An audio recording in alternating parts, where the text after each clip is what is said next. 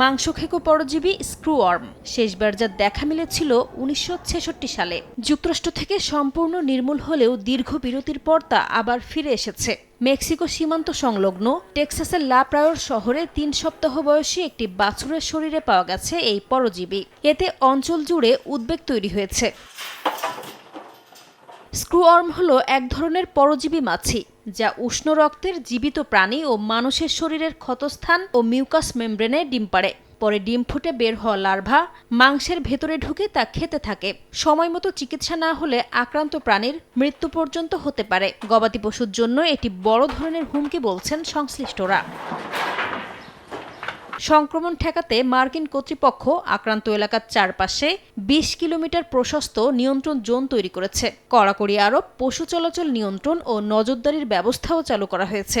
মাংসখেকো এই পরজীবীর ডিম ফোটা বন্ধে বন্ধা মাছি ছাড়ার পরিকল্পনা করেছে ওয়াশিংটন। পাশাপাশি আক্রান্ত বাছুরটির চিকিৎসাও চলছে সমানতালে।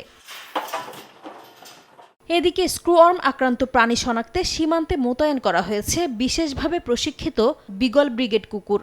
সংক্রমণের আশঙ্কায় ইতোমধ্যে টেক্সাস থেকে গবাদি পশু আমদানি বন্ধ করেছে কানাডা। মেক্সিকো ও মধ্য আমেরিকায় বিগত বছরগুলোতে ২,০০০-এর বেশি মানুষের স্ক্রুওয়ার্ম সংক্রমণের ঘটনা শনাক্ত হয়েছে বলে দাবি যুক্তরাষ্ট্রের রোগ নিয়ন্ত্রণ ও প্রতিরোধ কেন্দ্রের। নাসরিন রুমি, সময় সংবাদ।